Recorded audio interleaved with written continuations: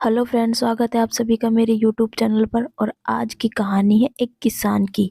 So friends, कहानी को पूरा सुने और अच्छी लगे तो प्लीज़ लाइक शेयर सब्सक्राइब करना ना भूलें। एक किसान होता है, उसके पास बहुत सारी ज़मीन होती है और वह बहुत परेशान होता है क्योंकि वह फसल के अच्छे दाम नहीं ले पा रहा था। तभी वह परेशान से अपनी पत्नी के पास जाता है और कहता है, सुनो, फसल बोने का वक़्त आ रहा है। हम ऐसा क्या करें और क्या फसल गिरें खेतों में? तब उसकी पत्नी कहती है, जो हर बार डालते हैं वही डालोगे और क्या डालोगे? पत्नी की ऐसी बात सुनकर किसान कहता है, मैं सोच रहा हूँ कि कुछ अलग किया जाए, कुछ अच्छा बोया जाए। तभी उसकी पत्नी ऐसा सुनकर कहती है, हे भगवान, कहीं आप अफीम, चरस, गांजा ऐसी चीज के बारे में तो बात नहीं कर रहे हैं?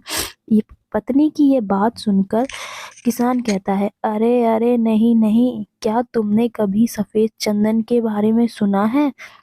सफेद चंदन सुनने में आता है कि बहुत महंगा है। तभी उसकी पत्नी कहती है, हाँ हाँ, वो बहुत महंगा है, लेकिन बहुत देखभाल करनी होगी। तुम कल जाकर सफेद चंदन के पौधे ले आओ, हम वही लगाएंगे। तभी किसान सुबह बाजार जाता है। बाजार से सफेद चंदन के पौधे खरीदने लगता है और वह बहुत सारे पौधे खरीद लाता है।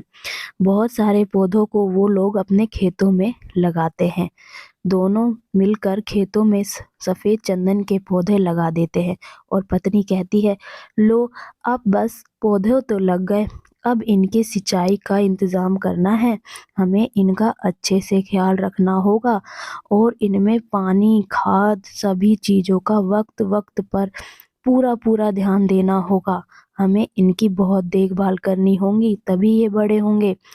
तभी किसान और किसान की पत्नी कुएं से पानी लाते हैं और पौधों की सिंचाई करते हैं।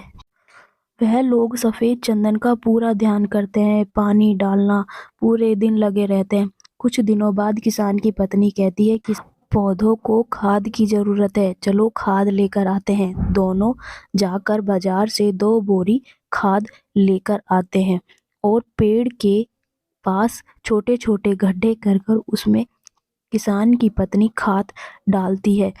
वह दोनों मिलकर पौधों का बहुत ज़्यादा ध्यान रख रहे थे, पूरा दिन काम करते रहते। तभी कुछ दिनों बाद किसान कहता है, अरे इन पौधों के पास तो छोटी छोटी घास उगाई है, हमें ये घास हटानी होगी। तब किसान पानी की टंकी लेकर पौधों में पानी डालता है और किसान की पत्नी फावड़ा लेकर पौधों के आसपास से सारी घास हटा देती है।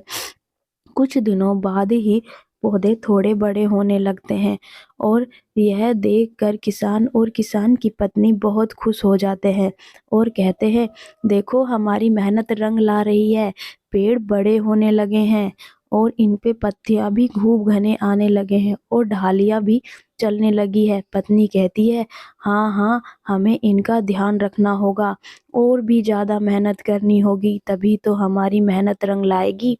और कुछ इस दोनों मिलकर पौधों का पूरा ध्यान रख रहे थे और बहुत मेहनत कर रहे थे।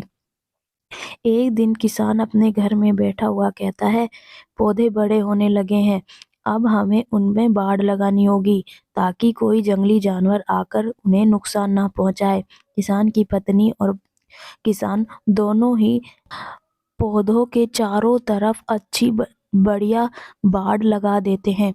उससे कोई भी जानवर अंदर नहीं घुसता और अब ये वक्त बीतता रहता है और पौधे पेड़ बदल जाते हैं। तभी एक दिन एक सपेरा वहां से गुजर रहा होता है। तभी उसे चंदन की खुशबू आती है और वह कहता है, अरे चंदन, इतनी अच्छी खुशबू तो चंदन की कहाँ से आ रही है? वह इधर उधर देखता है तो एक पूरा का पूरा बागीचा चंदन की लकड़ियों का देखता है। वह यह देखकर बहुत खुश हो जाता है और सोचता है कि मैं अपना सांप इस पेड़ पर छोड़ देता हूँ। जब किसान काटने आएगा तो वह डर से भाग जाएगा और मैं इनकी लकड़ियों को बेचूंगा। तभी नाग पेड़ पर जाकर लिपट जाता है और लिपटे हुए नाग को देखकर सपेरा बहुत खुश होता है। तभी सपेरा देखता है कि खेतों की तरफ किसान और किसान की पत्नी दोनों ही चले आ रहे हैं और वह एक पेड़ के पीछे छुप जाता है। किसान और किसान की पत्नी आज सफेद चंदन को काटने के लिए खेतों की तरफ जा रहे थे और सपेरा पेड़ के पीछे छुपकर सब कुछ देख रहा था। यह देखकर किसान सपेरा बहुत मन ही मन खुश भी हो रहा था और सांप पेड़ के ऊपर लिपटा हुआ था।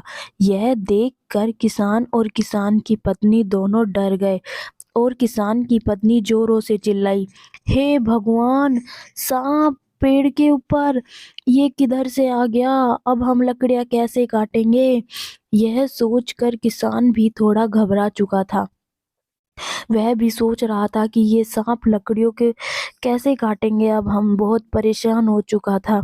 तभी उसकी पत्नी कहती है, हे राम, आज तो लकड़ियां नहीं कटेंगी, आज हमें लकड़ियां काटनी थी और ये सांप पता नहीं किधर से आ गया। चलो एक काम करते हैं, हम कल फिर से आते हैं। दोनों के दोनों अपना उदास चेहरा लिए हुए घर की तरफ चलने लगते हैं और वह बहुत दुखी होते हैं। तभी सपेरा बहुत खुश होता है। हाँ हाँ, अब मैं लकड़ियां काटूंगा चंदन की और मैं कल तक इन्हें बेच भी दूंगा।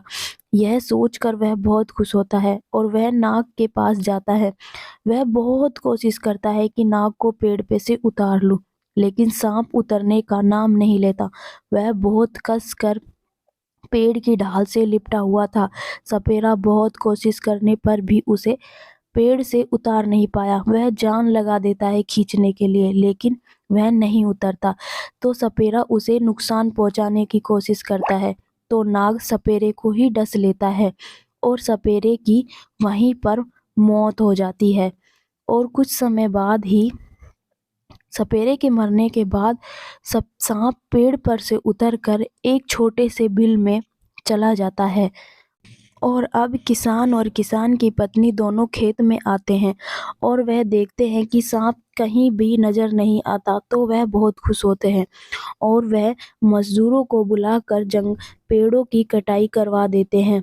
धीरे धीरे पेड़ सारे कट जाते हैं और वह एक गाड़ी में लकड़ियों को भर कर शहर की तरफ बिकने के लिए भेज देते हैं। और शहर में लकड़ियाँ बहुत महंगी बिकती है। इस वजह से किसान और किसान की पत्नी की मेहनत रंग लाती है और वह दोनों बहुत खुश होते हैं। सो फ्रेंड्स, इस कहानी से हमें यह शिक्षा मिलती है कि लालच नहीं करना चाहिए। लालच बुरी बला है। और फ्रेंड्स, वीडियो अच्छी लगी हो तो प्लीज़ लाइक शेयर सब्सक्राइब करना ना भूलें। धन्यवाद।